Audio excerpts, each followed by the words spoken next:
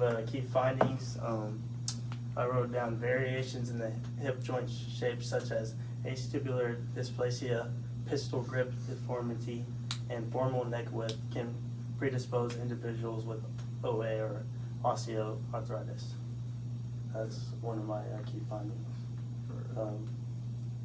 Then osteoarthritis development involves gene-environment interactions, mechanical stress, injuries, and high-impact activities increase risk. And then subtle joint shapes abnormalities can exist for decades before OA symptoms appear. Genes from the wingless and bone morphogenic protein families which regulate joint shape play a crucial role in OA onset. And then arthritis of the hip is highly heritable with genetics contributing to about 60% to its development. And that's the main ones. Yeah, some data on like the genetic variable thing. I think I remember reading it was talking about like how women are more like, I don't think exactly, but it kind of showed the percentages and it showed that like a lot more women actually get it. And then it's also some of the stuff that was kind of added was like the like certain like groups of people like races didn't necessarily like have as much and their genetics was not as prominent because they weren't getting as much. Like talked about like Asians and I think Africans were not getting as much as like Europeans were. Right. Yeah. I know the kicker is like, because it said 60% genetical inheritance. Yeah. Right? But it's also, you have a bunch of factors that determine whether or not that inheritance Yeah, actually happens, shows. Yeah. Right? Yeah. So like, I mean, It's they like, talked it's like about deep in there, but right. Yeah. They talked about hip angles, right? And Yeah. hip, Yeah. how your Their hips are way formed. wider. And Yeah. so females, Biologically, you talked about yeah. the Q angle, right, Yeah. with of the hips is wider by I think it was like three degrees, right? Yeah, for was that 17. for birth, like birth reasons. Right. Yeah, So it's going to be more. They're going to be more likely to develop osteoarthritis in those areas, in those joints, because especially of if you give their. birth. Like if you don't, you can possibly not get. Yeah, that's what it didn't really talk on that, but I guess like if a woman to give birth could potentially like maybe lead to that. It didn't really it didn't talk about that, but I guess like that would make more sense because like I know it does change when they give birth because like it opens up obviously wider stuff like that. Right. So figuratively speaking, male A who has the gene or has genes plural Yeah. that can predispose them to osteoarthritis. Yeah. And female A has the same amount. Female A might be more Susceptible. likely to get osteoarthritis just because of maybe if we're talking about hip arthritis or hip osteoarthritis, she might be more likely because of Yeah. genetic differences in Q angle. Plus the way like they carry weight, 'cause I know like men carry usually weight a little different than women do. And Right, so, like, yeah. right. You know, That's so true. they talk about the impact. Muscle mass, Yeah, so we talk about the impact and stuff like that. That's another thing I want to touch on is the like, I don't remember reading this, but that's just because I looked at different, honed in on different areas of the article. But you talked about how like over time impacts and degradation of the joints make a difference too. Like, how active are you? Are you running a lot? Yeah. That's going to affect your knees, your ankles differently. So one real life application to that, when you're distributing your force, I want to touch on is when you have, it depends on your footwear. Your footwear really affects your joint, your force application, like on your knees and on your hips. If you have really poor footwear, like boots, Right. that really does not absorb the force as well. Like especially if you're running and getting active, you don't want to be wearing like forces or boots. Right. You want to be wearing tennis shoes, so that over time can increase your arthritis. So Yeah. orthotics are important, Yeah, like right? in the Cushion sports shoes. shoes, like pitchers, Yeah. they use their elbow, their Tommy John. Yeah. Yeah, so that's just one thing I wanted to mention. So squishy shoes are better than flat, like you said, Like Air sandals. Forces, right? Yeah. Hey man, don't knock the Birkenstocks. Though. Hey, I got you on Birkenstocks. Birkenstocks. I That know what court you mean. man does something different. Okay, There's- so any more? Sorry, go ahead. No, it wasn't that to do anything. So any- Birkenstocks glazing. Any more? Well, there was one thing I thought Yeah, go was ahead. interesting. So, like with the groups of people, it says that Japanese people were more likely to have like dysplasia, but they weren't likely to have osteoarthritis. So I thought that was kind of interesting how interesting. they're more likely to have that, which in other people would show signs of osteoarthritis, but they didn't have that, which I thought was pretty weird. I wonder if that's I wonder if That's that's a good- partially due to the fact that they're well genetics, but also like the fact that generally speaking, people of Asian descent tend to be smaller in stature, right? Hold less weight. You know, Yeah, that and kind of thing. I don't know if this has to do anything with, but like Asian descent people, like they put more into like a massage therapy. Right. Oh, Okay. yeah, So they put more yeah, emphasis on different things. That's, Yeah. Yeah, that's just culturally, real life yeah. application. The technologies that the Asians have, Yeah. it's just very bone friendly, posture friendly. I Preventative, should say. yeah. It's a Yeah. better way to put it. I agree because like Like their They- desks and their yeah, sorry, their desks and their chairs. Ergonomics. It's just all. Yeah. ergonomics. I remember my dad. He's been to Japan a couple times, and he talks about the ergonomics, just of everyday life: chairs, Yeah. beds, like tables, simple gas station. gas Yeah, stations, yeah. right? Yeah. It's Travel. ergonomic. It's all ergonomically friendly, and it's all about longevity. I just learned about that in one of my classes, so yeah, that's Mhm. a nice correlation right I there. think like some of the key finding stuff or the interesting stuff I saw from like the actual research that they're like pulling from, it actually talked more like on the genomes that are like directly affected with this or associated was the chromosomes 2, 4, 6, 7, 11, 16, 9, and the X chromosome. Almost all of them. Yeah, Yeah. like half of them. So like half of them were associated with it. It didn't touch on it, but I was kind of curious. I wish they would have more in depth on the. They didn't really explain if like if it's just present in these and like they have correlation to it, or if it is a like if you have like let's say you only have like 2 and 7 of those have like of your chromosomes are like contributing to that. Are you gonna be less likely to have osteoarthritis, or are you gonna be like less likely to like will be like a lesser degree of it? Right. So I was kind of curious if it was the more you have, the more aggressive it's going to be, or the less you have. Because obviously we talked about like kind of like how like it's like most illnesses like that, like what you do actually also affects. It's not only a genetic factor. So like yeah, of course if you go like if you squat a bunch of weight and you like don't have a healthy lifestyle and Right. you slouch all the time, like that's probably not going to help towards it. But I was just curious if the more chromosomes that are linked to it that you have, like those traits in, if you're going to be more likely to have like a more aggressive or a more There's definitely a dichotomy. I don't want to say paradox. It's not a paradox, but a dichotomy / relationship between how much in medicine and in science, right? How much does genetics matter versus environment, right? Yeah. So you look even at with cancer, right? If you're genetically predisposed, people can be genetically predisposed to cancer, but also we're learning your environment, what you eat, what you Yeah. do, where you sleep, like no you know, exercise, that Yeah. kind of stuff. smoking, all these things make it a lot more right. Somebody who's predisposed, and then somebody so person A is just as predisposed genetically. This would never happen in real life, but someone who's identically predisposed doesn't smoke, doesn't drink alcohol, but this person does. This person's I mean, that more could happen likely, with twins. more likely to Yeah. develop. That actually goes to like one of the things I saw was they one of the studies I can't remember exactly. It was one of the studies they had where this was like a little off topic to this, but it was just the way they conducted the study I thought was interesting, that they actually specifically were looking at like twins. And yeah. so like they could actually like compare it because like genetically Yeah. they are the exact same, like Yeah, identical twins. identical obviously. twins, because Right. I'm a Yeah. paternal twin, so I was like, Oh, nice. Yeah, Yeah. So Yeah. you're basically just still Case siblings, figure. you're fraternal, but if you're identical, you have the exact same genetics. And so I just thought it was really interesting that like, they actually, in the studies, they're like pulling from, they're trying to pull from. I think for me at least, I kind of showed like some credibility if I haven't actually go look at them, but they're kind of like explaining that hey, like they did this and they did that for these studies. And the cool thing about this article is it's a conglomeration of a bunch of other Yeah. articles Yeah. and studies. Yeah. So they're just looking at overall theme. What are we looking at here? Yeah. And I think what you touched on is like the concept that I got from the article is there's all these genetic things that predispose you to developing osteoarthritis, but there's ways to offset that, and more research needs to be done. And I'll touch on that Yeah. as well. But like, it's all of these different factors that they talked about the wingless parts of the joint and that kind of thing, and the BMP.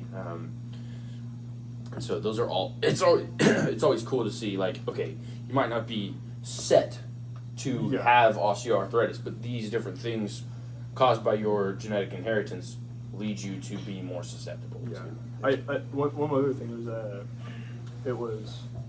I'm blanking out. Can you give me a second? Yeah, it was something to do with. We haven't really talked about it yet, but they did make there's like radio. I can't remember exactly, but it was like basically radio arthritis in the hip, and that was more like I think they were saying kind of more like you can actually do scans and like literally see the bone, like tell. That's the active shape modeling. Yeah. Yeah, it can predict femoral Yeah. shape variations. And then they also had the clinical. Clinical, like you're actually diagnosed with it. So there's two different ones I thought was interesting, and they're kind of saying that, 60% of this was like the whole again, saying like women were more likely to have osteoarthritis. But another thing also that it was showing that they pulled from the same two groups, and they said this was all from like radio osteoarthritis. They said that the men were like at a 19% of the ones who had that had hip pain, and they said 60% of the women had hip pain. So again, it was kind of like they both have the same thing, but again, it's affecting women more than it was affecting men. I thought it was interesting. I'd be interested to see, maybe this has already been done, but a study, maybe over lifespans, looking at does the fact that men are traditionally more likely to work manual labor jobs, right, who are focusing on ergonomics, their shoes, right, what they're doing, how they're bending, how they're, such and such, versus women who are traditionally more likely to work, from a desk position or whatever, more likely to be sitting all day, more likely to be at home, whatever those factors may be, going back to the environmental thing, right? Are we looking at the fact that men are, in general, when working during the day, more active, right? Does that lead to, differences? They actually, I don't know if y'all Yeah. saw it. It was a very tiny bit.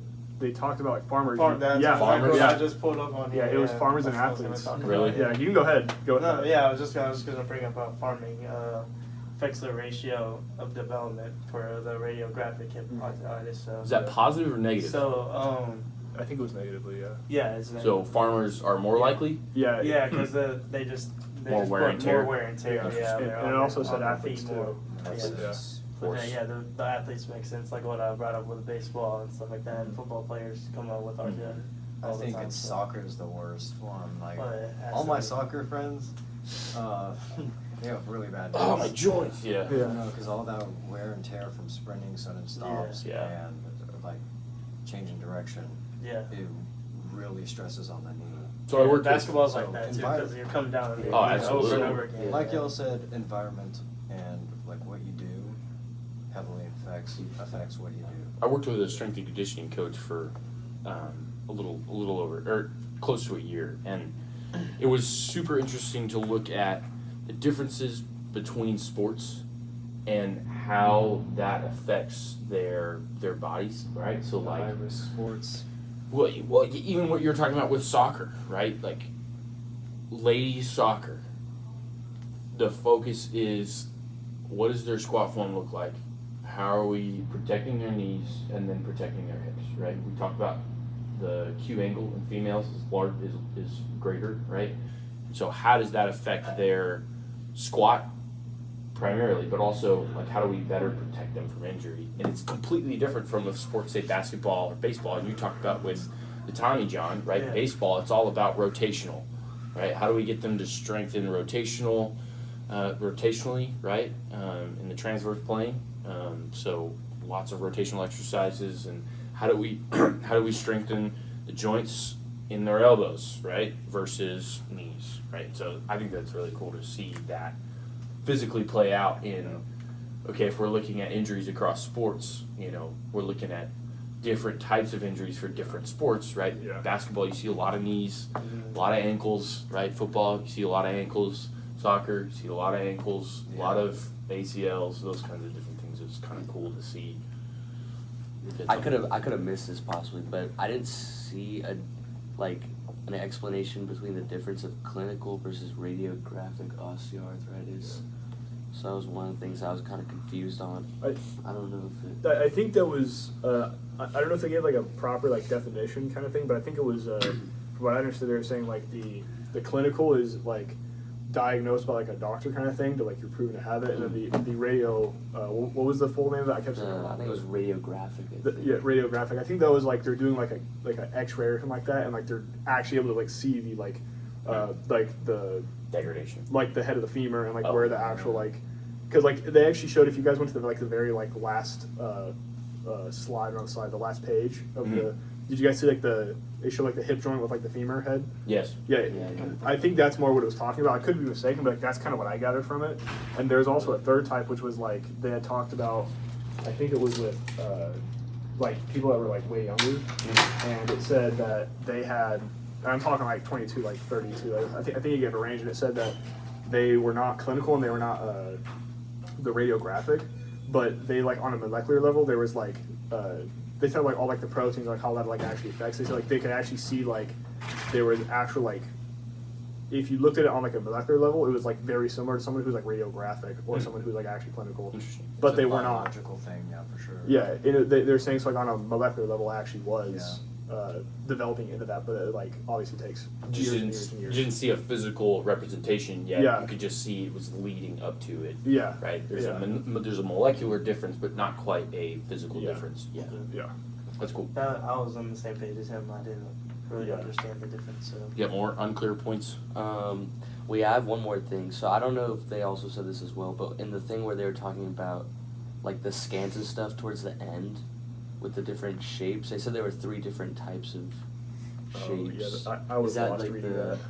that might be like the dysplasia and the pistol grip. I- I don't know if that's what the shapes were, but I'm thinking that might have been like that. The actual like drawings or photos. I wasn't quite sure what it Yeah. was. These Um, differences in joint shapes that you're yeah, talking Yeah, like the- about like yeah, the, it's the Like, the I think vestibular it's- I dysplasia, think the normal, what and it the pistol grip means- deformity. Yeah. I think what it means is like because of the shape of the bone, it has a more higher chance to get arthritis Okay. because of it distributes the force. It takes a lot of the force when it's in a socket, Mm. like in your hip is, for example, Mm. or your knee. Your knee rotates, kind of. Mm. And that's Yeah. that can also have a lot of consequence, Mm. even to young people. That's I think that's what it was talking about when I read it. That's what I kind of skimmed Yeah. over that part, but that's what I got from it. well, yeah, that Well, one main difference that he just showed was in the normal, right? If we're talking about hip socket, right? The acetibular socket with femur, right? You said I saw that the normal didn't have as much coverage as the pistol grip, whereas the pistol grip socket came almost all the way around, Yeah. or covered more of the head of the femur, and that just to me, I can visualize, right? If you're experiencing a lot of force, maybe a lot of movement, there's more of there's more instances where that bone would be in contact with each other, right? Yeah. Versus if you have a normal socket and head, right? They're not grinding as much. You're not getting Yeah. that friction. Yeah, that's in what I those meant. joints. Like yeah, Yeah. Yeah. Yeah, like the angle and the force that all your bones and joints have. Right. It really, that area has a higher chance of getting arthritis. For sure. Well, yeah, because in this one with the dysplasia, since like the way the angle is, like since it's like it's skinnier right there, so you probably have like less like cartilage and that stuff to protect Right. you there from Yeah. like that grinding that you're talking about. Yeah. So, yeah. And just looking at that picture too, the acetibular, it's almost like the top part of that socket is so close to the bone. You're Yeah, bound to it's hitting get it so every single much time, Yeah, extra friction It's like there. basically touching. Yeah. Yeah. Yeah. so- A lot So more that's cool. friction. Yeah. Yeah. You got anything else for us? Well, I did have one thing I was talking about, like how come like the neck, the femoral neck is so important compared to other like features on the femur that could affect the osteoarthritis. How's that so? I'm sorry. How is that so? Well, just based off what I was reading, it was talking about how like the thickness of the neck could like you could predict if someone would have like osteoarthritis based off the thickness of the neck. Okay, cool. But I was kind of like, well, how come there's like some other things that don't seem to like be predicting as much? Interesting. I guess like my initial thought though is kind of like we're talking about like because the head kind of is like a ball inside of like a socket basically. That if the head was the same width as the neck, there's more probably potential for like because like the way if you pull the thing back up, I can kind of maybe explain a little bit better what I was talking about. So it's kind of like I guess I can't see it. But, so like if that neck was thicker like there, and that would have more chance to like rub against it here. Does that make sense? Yeah. Because basically it's Towards what- the bottom of the socket. Yeah, because Yeah. because if the neck is this like thick and the bone's right here, it's gonna have one more chance to like hit against like that. But if it's thinner like this, then like, it has more like room to properly like actually clear, and it wouldn't have actually hit the bone as much. That's my initial. Yeah, that's my initial like thought. I could be totally off. It could maybe be like on a because that's being thicker, it's causing the other like thing to grow more. And if I'm understanding correctly, it sounds like adduction, abduction Yep. in that range is going to be what's most affecting that, right? Because if you have a Right. fat neck on the femur and it's hitting that joint when you're doing adduction, you're going to get some friction there, Yeah, and could develop that osteoarthritis. that was at least my initial thought. But yeah. Well, I'll talk about the importance of the research, as we as Aaron talked about. The osteoarthritis is, quote, highly heritable, right? With, you said 60% of the instances being estimated, right? 60% being contributed to or attributed to genetic inheritance, and the primary contributing factors being that wingless joint, and then the bone morphogenic proteins, the BMP,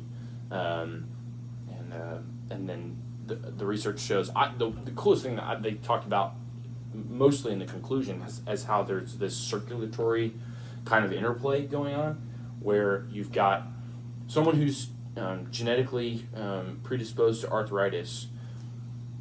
If they develop osteoarthritis, then that osteoarthritis further causes more joint shape disfiguring, then leading to more issues. So it's almost like this circle Yeah, I found that of problems interesting. that Yeah. you're like, oh my gosh, what do I do now, right? Yeah.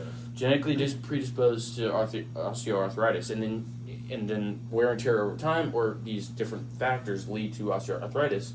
Now you're like in this hole basically, Yeah. where how do we prevent further damage now that you have osteoarthritis, where it might cause more degradation to your joints and breakdown, because you've got all this inflammation and issues going on. So I just thought that was a cool kind of concept, is that if you're the one of the 60%, you should be expecting this almost circulatory kind of It's just like spirals issues. down and down and down. Yeah. Almost a spiral effect. And then what else did I say here?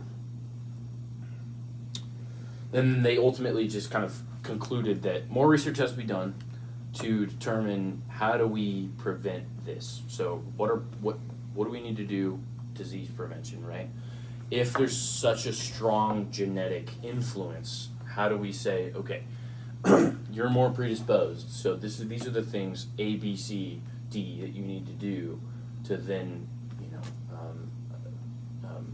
decrease your risk. You gotta going get ahead forward. of it, Right. so it doesn't form, because we just Right. talked about how it gets worse if you So, do get it. so in the case of these 22 to 32 year olds, saying that that's the scale that they talked about, or the range that they talked Yeah, about, that if is you're cool. seeing a molecular change here, it's not necessarily manifesting itself physically yet. How do you get ahead of that and say, okay, Yeah. you're showing molecular signs of osteoarthritis. It hasn't shown itself yet. You're not experiencing pain. You're not experiencing Yeah. these symptoms yet. One thing How I do we get read- ahead of that? One thing I read was they do surgical intervention. Mm-hmm. So when you are developing an abnormal joint, they can do surgery and fix that and prevent further friction or further injury to your joint. And so that's one thing I found interesting, Yeah, that they that's can do. really Like cool. if you have a genetic disability, or not a disability, but like if you're genetically like set to have arthritis, Right. then you can have surgery. Like they can take the X-ray, they'll see the molecular structure growing. They can have surgery, and then they can like set it to where it does not grow anymore. And that's why it's important, in my opinion, to like go see your doctor if you're seriously having those Yeah. problems. Absolutely. If you're feeling something, then yeah, But I even think like that, even if you're not even feeling anything, you go to the doctor. Right. They can They find check you even that, if yeah. you're not even looking. right, for it. but and that's the kicker is Yeah. the amount of people that we're seeing that they're talking about in this article who aren't experiencing symptoms yet, Yeah. but have this molecular buildup, right? You're not going to be able to know unless you get ahead of it. So even at that point, like say somebody is not able to, surgery is not an option, right? How do you then get ahead of it and try to either minimize symptoms, minimize problems down the road, or try to avoid them completely? If you can't do surgery, I would just say like physical therapy. Yeah. Physical therapy, yeah, That's- absolutely. That's It's like one the thing I would ergonomic do. stuff we talked about. And ergonomics, Yeah, right? yeah, Focus yeah. on shoes. Focus Yeah. on okay when I'm lifting, if I'm lifting, or when Yeah, I'm hiking. exactly. What do my knees look like? How do my Yeah. ankles look like? Am I pronating, supinating? Those kinds of things. Yeah. I think one thing's like really important that I haven't really discussed is kind of like even if like you don't know if you're like predisposed to it, like especially at a young age, I think like having like better research and like actually developing a better understanding of it can really help because like I think they're saying like even like maybe I'm not like necessarily like going to have it, but I like it's there I could potentially have it. Yeah. I think knowing how to like properly care for and try to avoid that for a lot of people Right. because it was saying like again, like athletes, farmers, like people are not going to stop playing sports. People are like we need people to grow food. We need Right. farmers. So it's kind of like especially like in third world countries where it's like most of the population is farming. So you need your population to be able to actually produce Yeah, crops and good stuff. point. So I think it's really important to actually like do further study because it doesn't necessarily like eliminate you from being able to do those kind of activities, but it does like heavily restrict it because sure. if you're in agonizing pain trying to bend over and like plop a carrot out of the ground, so it's like Yeah. you're not probably gonna do that much longer kind of thing. So. Right. Well, I'll Yeah. say this: I did run track at a varsity level in my high school, and one thing I did when I had a really bad knee, I always had a bad knee. I had so much inflammation, so I had to go ice my knee all the time. Mhm. But that was just one physical therapy thing I did, and it really helped. Mm. It completely took away the inflammation, and that was just one experience I wanted to share. Yeah, absolutely. No, thanks. That was like a real life application I'll point out. For sure. So I did that for football. Yeah. Yeah. Yeah? I think yeah, Very useful. Yeah. Yeah. icing for sure is important. Yeah. If you're in any kind of Oh, like yeah. sport. Yeah. So just kind of, if I heard you correctly, Braden, just talking about an example of what you just said. Let's say you got an athlete, right? Maybe mom and dad have osteoarthritis or have had struggles with joint pain. They might know, okay, I might be genetically predisposed due to grandparents, parents having these Yeah. struggles. I don't necessarily have molecular signs of this yet, Yeah. but I know I could be at a predisposition. So I'm going to be more focused on the ergonomics that we talked about with shoes, also, or just And preventative, like possibly temperature therapy, like icing, absolutely, Yeah. cryotherapy, heat, right? I think a lot of it's just being smart. Yeah, absolutely. Yeah. Getting ahead of it. Yeah. Just like how we were talking about, like with like Asian countries and stuff like that, because like America like look more into trying to focus on that stuff, and that would help people. Yeah, For sure. that would be interesting. Actually, kind of like look at a lot of like European descendant like countries like we're having the issue, and like African Americans have the issue, but Africans don't really seem to have the issue. So like, where's the connection? And maybe studying people who are like not like populations that are not really having this issue. Maybe study them more and see like, well, what's the difference? Is it a cultural thing? Is it purely a genetic thing? Right. Like, Is like, it what's- genetics versus environment? Right. Yeah, or I mean, it's probably Back both to for this. that, but- that's Right, where- That's yeah. where it started from. Yeah. Yeah. So full circle, I think this is good. Any last thoughts? No, I think we covered. Yeah, good. for All right.